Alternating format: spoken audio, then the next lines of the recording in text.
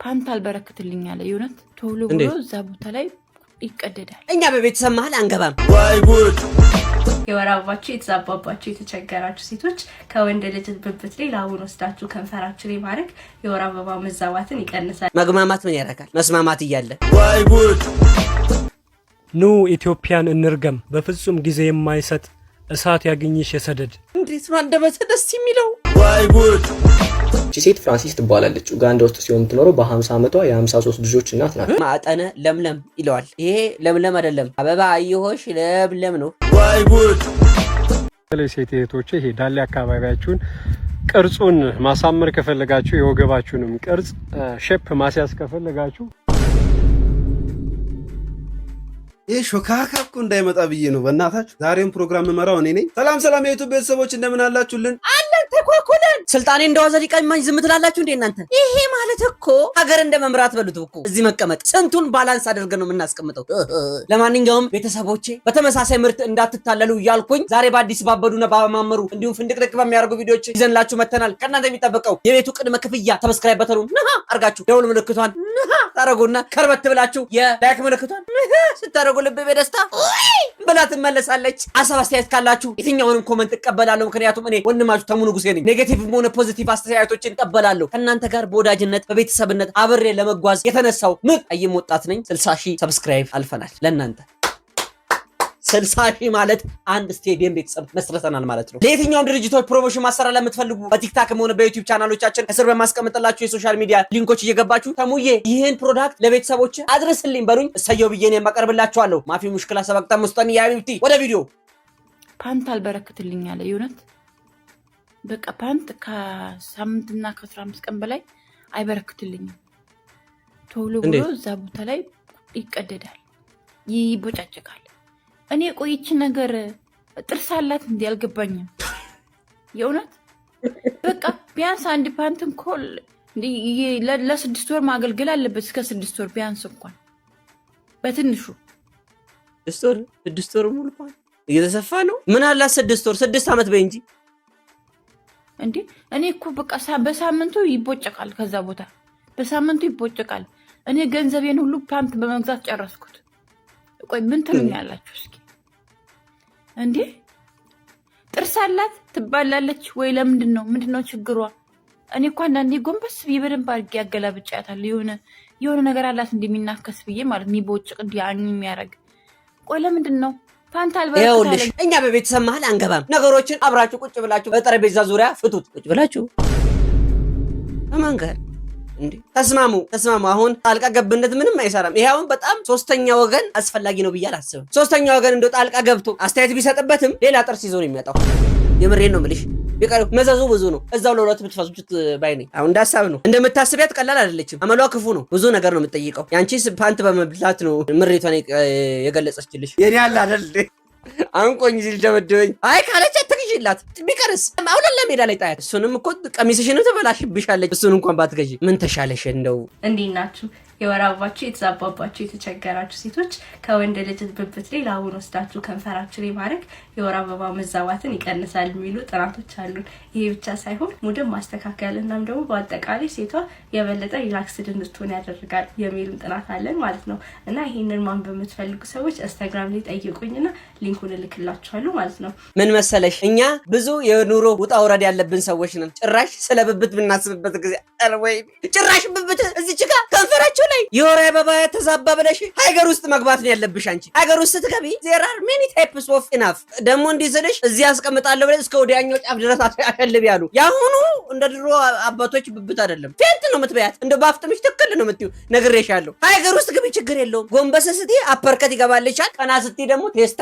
ይሄን ጥናት ያጠናው ሰውዬ ከፍተኛ የብብት ችግር ያለበት ሰው ነው አይቀርም። ለራሱ የሆነ ነገር ሶልቭ ለማድረግ ካልሆነ በስተቀር ሴቶች ትጠቀሙታላችሁ። በዚህ ሰዓት እኮ ስንት የጉልበት ስራ እየሰራ ጠራራ ፀሐይ ህፃን ልጅ እንደሰቀለችው ፀሐይ መከራም ያበላ እንትን አፈርድም የሚግጥ ወንድም ሆነ ሴት አለ። ከመጀመሩ ነው ለመንዝ ፍላወር መዛባት ፍቱ መፍትሄ ሆኖ የሚታየው። መግማማት ምን ያደርጋል? መስማማት እያለ የከፋም ከሆነ ሴቶችዬ ብብት አትቀቡ። ሐኪም ቤት ብትሄዱ ነው የሚሻላችሁ። የባለፈው ሽቶ እሞኛል ደስ ብሎኛል ይለኛል ተሙዬ እስቲ በደንብ ገለጻ አድርግልኝ ካላችሁኝ ይሄን የመሳሰሉ ሽቶዎች የምትፈልጉትን አይነት ሽቶ እኛ እናመጣላችኋለን። የተጠቀማችሁ ሰዎች ኮመንታችሁን አስቀምጣችሁልኛል። የደወላችሁ ሰዎች ቴንኪዩ፣ እኔን አክብራችሁ እኔን ሰፖርት ለማድረግ ይሄን ያልተወዱኛላችሁ ማለት ነው። 30% ፍሪግናንስ ኦይል የተጠቀምንበትን ጽድት ያለ ሽቶ ውድ የምትሉትን ሽቶ ቦትል ቤት ውስጥ ካስቀምጣችሁ ተሙ በዚህ ፍሌቨር ስራልን ካላችሁኝ ጽድት አድርጌ ሰርቼ አስቀምጥላችኋለሁ። ከእናንተ የሚጠበቀው በ0911 4486 በመደወል ብቻ ፍሪ ዴሊቨሪ አለኝ አደርሳለሁ። ኑ ኢትዮጵያን እንርገም። ልክ እንደ አሜሪካው አይነት እሺ፣ ልክ እንደ ሎስ አንጀለሱ ሀብታሟን ካሊፎርኒያ እንዳደረጋት ዶጋመድ እሺ፣ በፍጹም ጊዜ የማይሰጥ እሳት ያግኝሽ የሰደድ ምንም ሀብትሽን ሳይነካ ዘረኝነትን የሚያነድ አሜን። ያሞቀሽ የድህነት ልብስ በሀብት ንፋስ ይገፈፍ ይምጣብሽ መሬት መንቀጥቀጥ እዳሽን ብቻ የሚያረግፍ አሜን። በቀድሞ ጀብዶችሽ ድስኩር ጆሮአችን ከምታደሚ በገሃድ ከፍ ከፍ በይ በስኬት ታሪክ ድገሚ። አሜን። አርግዢ ንጉሥ ውለጂ ማንንም ከቶ ሳይሰማ እውነትን የሚያስተናግድ ሐሰትን ማዋረድ እንጂ ለፍትህ ልቡም የሚደማ በደልን የሚያወላግድ ሰው የሚገፉ ልጆችሽ ጨርቅ እየጣሉ ይበዱ ሙስና የሚበሉበት ሆዳቸው አብጦ ይፈንዱ። አሜን አሜን አሜን። እኔ እኮ በቃ እኔ ስሜታዊ ነው ሞት። እንዴት ነው አንደበትህ ደስ የሚለው? እኔ በቀዩ በለው እኮ በቀዩ ቨርዥን በለው። እኔ የኔ ወንድም አንጀቴን የተናገርከው የውስጤን አሜን አሜን ያድርገው። እንደው እንዳፍ ሀገራችንን ሰላም ያደርግልን። ተሰደው እዛ በሊቢያ ያሉትን ወንድም እህቶቻችን ትውልድ ኢትዮጵያውያንና ኤርትራውያን እንደው ፈጣሪ በሰላም ወደ ሀገራችን ይመልሳችሁ። ደጉም የምንሰማበትን ጊዜ ያምጣልን። አሜን በሉ እናንተ። አሜን በል አንተ። አሜን። አንቁርበት። የሚገርማችሁ ነገር እበብ እንዲህ ሯን አንስታ በከፍተኛ አንቀጽ መጥሪያ ሲጻፍ የተጻፈው ሁለት ነው። የሚገርማችሁ ነገር ሚስጥር ነው። መስጥሩት አንድ ለሱ ተሰጠው አንድ እኔ ጋር ደረሰ።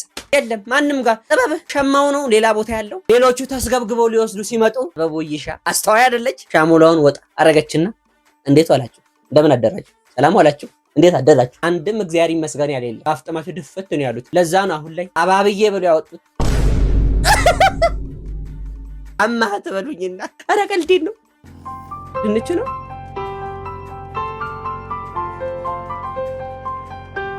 ጌታ ሆይ በስመ አብ ጭራሽ በመፈቅፈቂያ አይ እንጀራ ወገን እንትን እንዴ ይሄ እግር ነው አገር 30 ምናምን ዓመት በተረከዜ እንኳን ቢሄድበት እንደዚህ እኮ አይሆንም። ጭራሽ በመፈቅፈቂያ እንዴ ይሄንን ቶርኖ ቤት ይዘሽ ሄደሽ የሚደረጋል አይደለ? ላጥ የሚደረገው በዛ ብታስደርግ ይሻላል። ከውስጥ የምር ተረከዛለ ሌላ መታደልሽ ደግሞ ሚዲያ ላይ ታውጡታላችሁ እንዴ? ይሄ እኮ የእጅ ስነ ጥበብ ላይ ቢቀርብ ጥሩ ነው። ፍልፈል መፈልፈል ላይ ምናምን ከመውቀር ጋር ምንም አይተናነስም። እኔ ቅርጽ እየሰራች ነው መሰለኝ። አይ እንጀራ ምን እንጀራ ነው? የጠላ ቂጣ ነው እንጂ። ኧረ በለ ደግሞ ምን ያክል የሚወዱ ዱብ እኮ ነው ያለው። አንተ ማቹት እሺ ስምጥ ሸለቆ እንዴ ቡርቦራ ይሄማ የሳንቲም መቀርቀሪያም ሊሆን ይችላል እንዴ። ዛሬ ደግሞ ማሳያችሁ የካፌን ምግብ እንዴት አጣፍጣችሁ እንደምትበሉ ነው። የሚያስፈልጉን ሁለት ነገሮች ናቸው። እንዴት እንደምንጠቀማቸው አሳያችሁ። የመጀመሪያው ስራችን የሚሆነው ምንድነው? ቂቤያችን እዚህ ጋር አለ። ቂቤያችንን ማቅለጥ ነውና ፀሐይ ላይ ቅቤ ትንሽ ደቂቃዎች ግቢ ላይ እንግዲህ እንደምታዩት ቂቤያችን ከሞላ ጎደል አልቷል። ሌላው ደግሞ የሚያስፈልገን ዋነኛው እቺን ነገር የግቢ ተማሪዎች ታውቋታላችሁ። እቺን ነገር ከየትኛውም አካባቢያችሁ ላይ ካለ ሱፐርማርኬት ካሊድ ሱፐርማርኬት ይመችሽ። ስፖንሰራችን በጣም እናመሰግናለን። መጀመሪያ ከዳጣችን ትንሽ ላዩ ላይ ምን እናደርጋለን? ቂቤያችንን እንጨምራለን። እዚህ የቂቤውን ብዛት እንደ የግቢው የክክ መራርነት ይወስነዋል። የክካችሁ ምን አይነት ነገር እቺን ዘጋና ጉዟችን ወደ ካፌ ይሆናል ማለት ነው። እቺን ይዘን እንግዲህ አሁን ካፌ ደርሰናል። ስለዚህ ቂቤያችንን እንግዲህ ቀጥታ እንተካል ቀብ እናደርጋለን ማለት ነው። ኧረ ይመቼ በቃ የመጨረሻው ስቴፕ ምንድነው የሚሆነው? ፍኖራችንን እንዴ እንጨምራለን። በጣም ነው የሚጣፍጠው። በጣም በቃ ማለት የትኛውንም ምግብ በጣም ነው የሚያጣፍጠው። ተጠቀሙት። ይመቻችሁ። ኧረ አንደኛ አሳ መብላት በብልሃት ይላል። የዩኒቨርሲቲ ምግብ ግን በምንድን ነው የሚሰራው? እኔ ትዝ ይለኛል የመጀመሪያ ዲግሪን ስማር ኧረ እባክህ አንድም የለህም እኮ ዝም ብለህ ቀዳዳ። እሺ ግን በልቻለሁ። እመኑኝ እናቴ ትሙት በልቻለሁ። በጣም ሃርድ የሆነ ምግብ ነው፣ ግን በብልሃት ማስተርማይንድ የሚባሉ እንደዚህ አይነት ሰዎች ናቸው። በነገራችን የግቢ ተማሪዎች እንግዲህ ልምድ ከወንድማችን እየቀሰማችሁ የማይሆኑ ከምትወስዱ ይሄንን ውሰዱ። ችግር ብልሃትን ይወልዳል የሚባለው ዳይ ወደ ትምህርት ሴት እህቶቼ ይሄ ዳሌ አካባቢያችሁን ቅርጹን ማሳመር ከፈለጋችሁ የወገባችሁንም ቅርጽ ሼፕ ማስያዝ ከፈለጋችሁ ከኋላ የምታዩት ጌሾ ነው። የጌሾ ፍሬ በርጥቡ ማለት ነው። ጌሾ ሲያፈራ እንደዚህ ቀይ ነው የሚያፈራ። በቃ ችግሩ የሀበሻ አንጀት አይችለውም እንጂ ይሄን ፍሬ ውጦ አተት ባተት ነው እንዳይሆኑብን እንጂ። ይሄ እንግዲህ ይችን ፍሬ ይዋጥ ዋጣሉ ደግሞ አንተ ቆረቆ እንደመቀመጫ። አሁን ቲክቶክ መንደር ላይ እንግዲህ ትሬንድ አድርገውታል። 5 ፍሬ 4 ፍሬ ይዋጣል ተብሏል። የጌሾ ፍሬ ነው። ሴቶች እህቶቻችን ጀምሮታል። ወንዶች ተጠቀሙትና በኋላ ወገብ ዛላችሁን ሰብሮላችሁ ቁጭ እንዳይል። ይኸው ጌሾ ከማስከሯ አልፋ ለጠላ ግባት ከመኋላ አልፋ የሴቶች እህቶቻችንን መቀመጫ ሞንዶል ሲኖ ልታሳክል ነው። ጌሾ ጌሾ ይሄ እውነቱን እኮ ነው። ጌሾ ወቀጣ የተባለው በርበሬ ነው። ይሄው እንደውም ምክሩን ተከትላ መጥቶ ልጅ አላሳያችሁ። እናንተ ግን አስባችሁታል? እግዚአብሔር እንደዚህ ግንባር ቀደም እንዳረገኝ እንዳለ ቀደም ቢያረገኝ። ለማንኛውም ዛሬ 7ኛ ቀናችን ነው። ዛሬ እንውጣለን ማለት ነው። አባቴ ማለጥለጥ ነው። ኧረ ማነጥነጥ ነው የሚባለው። ማለጥለጥ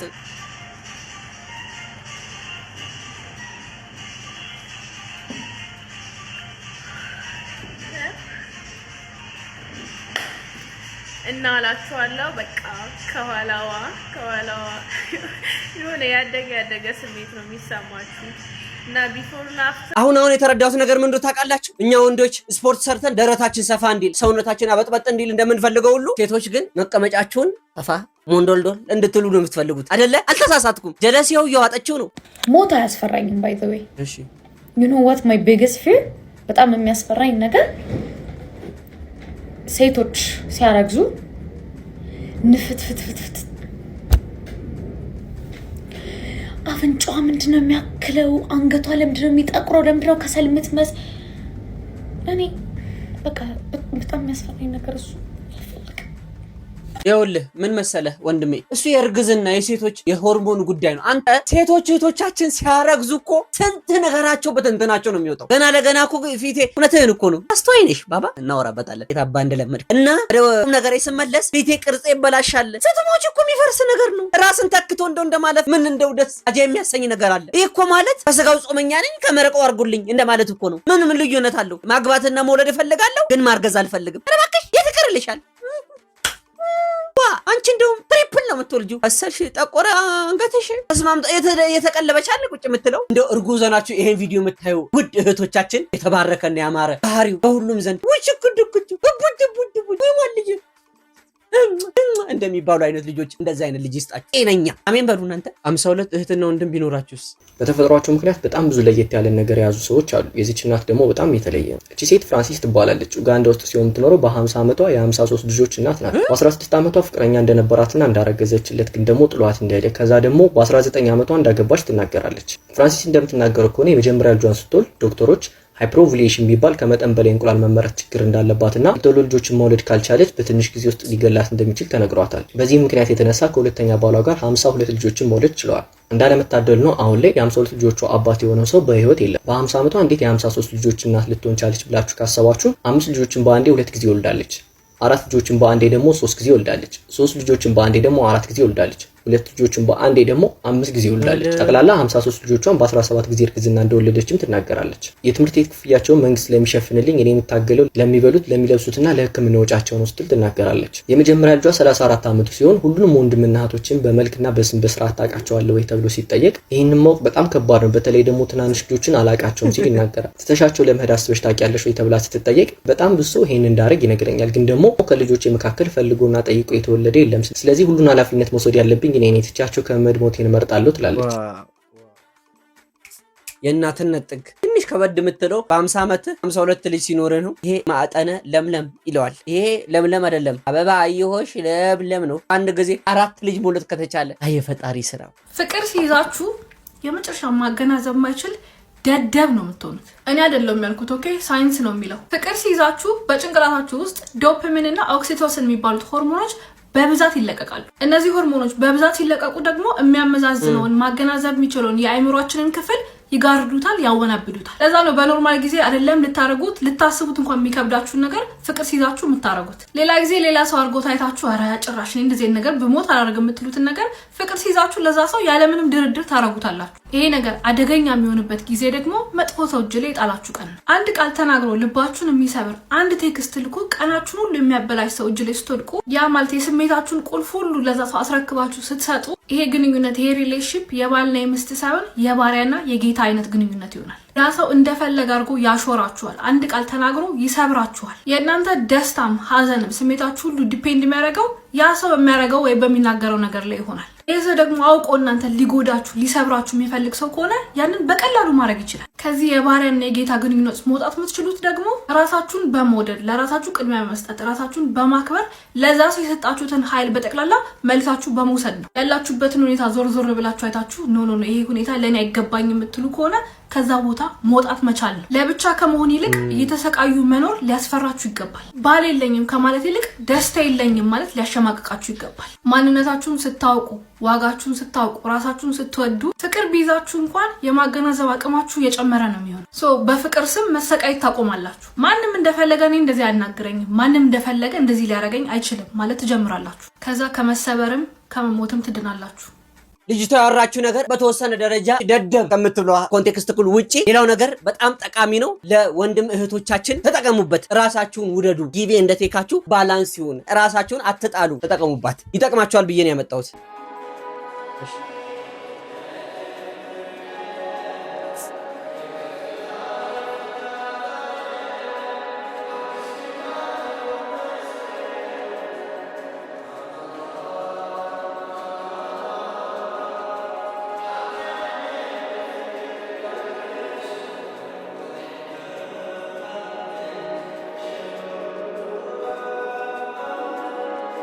ከሚያቃርኑ ነገሮች በላይ አብረን ተዋደንና ተፋቅረን እንድንኖር የሚያደርጉን እጅግ ብዙ ምክንያቶች አሉ። ክፉ ነገሮችን በፍቅር መፍታት የምንችል ስለሆነን we will fix እና አብረን እንኑር እንዋደድ እላለሁ። አብራችሁኝ ስለነበራችሁ ከልብ አመሰግናለሁ። ተሙ ንጉሴ ወንድማችሁ ነኝ። ይህ የተሙ ንጉሴ ቤት ቢሆንም እናንተ ፈላጭ ቆራጭ ናችሁ። ሀሳብ አስተያየቶቻችሁን መስጠት ትችላላችሁ። እቀበላለሁ፣ አስተናግዳለሁ። ማስታወቂያን ማሰራት የምትፈልጉ የትኛውም ድርጅቶች ከስር በማስቀምጥላችሁ የሶሻል ሚዲያ ሊንኮቻችን እየገባችሁ ተሙዬ ይሄን ፕሮዳክት እስቲ ለቤተሰቦች አድርስልኝ በሉኝ። እኔ በሬ ከፍት ነው። 10 ጊዜ ለካ አንድ ጊዜ ቁረጥ 10 ጊዜ ለካ አንድ ጊዜ ቁረጥ ለሳቅ ለጨዋታ የተሙን በመረጥ የተባለበት ቤት ያላችሁ እያሳቀኝ ነው እግዚአብሔር። ለማንኛውም ከልብ ወዳችኋለሁ። ቴንክ ዩ